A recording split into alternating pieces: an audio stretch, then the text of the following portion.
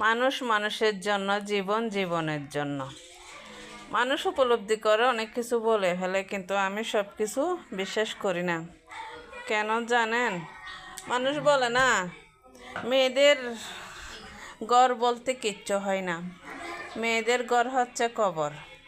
এটা আমি বিলিভ করি না, কারণ সব মেয়েরা তো আর অতি সহজে কবরে পৌঁছে না। অনেকে মা বাবার কলিজাও হয়ে থাকে। যাই হোক, বললাম আর কি নিজের অভিজ্ঞতা থেকে।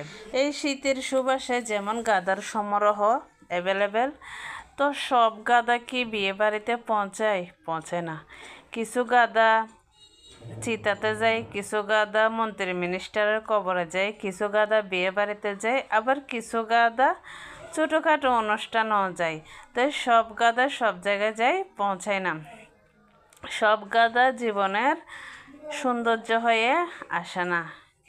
কিছু কিছু গাদা চিতা এবং কবরে যাওয়ার জন্য আসে।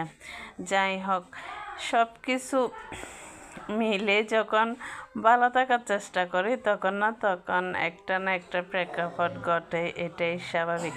এগুলো হচ্ছে জীবনকে শুধরানো, কারণ কষ্টের মধ্যে দিয়ে মানুষ বুঝতে পারে কে আপন কে পর। যাই হোক, এত কিছু ভাবার দরকার নাই। এমনিতে আমার জীবনে আল্লাহর পরীক্ষার কোনো সীমা নেই। সেই ছোট থেকে পরীক্ষা দিতে দিতে আজকে এই অবধি এসে গেছি। এখনও পরীক্ষার শেষ নাই। জানি না কখন এই পরীক্ষার ফলাফল ঘোষণা হবে। তো সব কিছু মিলে আছি। আজকে খাওয়া দাওয়া করতে করতে নিজের কিছু মনের কথা উদযাপন করে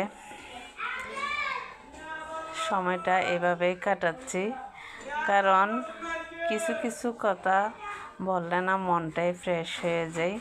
তাই কিছু কিছু কথা না বললেই নয়।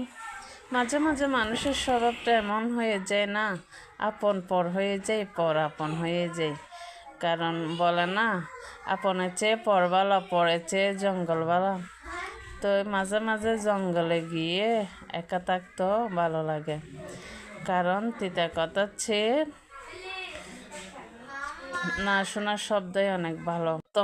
আমি বর্তমানে এই অবধি পৌঁছেছি এতটুকুতেই, কিন্তু আমি কখনো আমার শরীরকে ওষুধ দিয়ে ভালো করার চেষ্টা করি নাই। আমি আমার মনোবল দিয়ে ভালো থাকার চেষ্টা করছি। কিন্তু কিছু কিছু কথা শুনলে আমার মানে ঘাড়ের লকটাই ছিঁড়ে যাওয়ার উদ্ভরতা হয়। তখন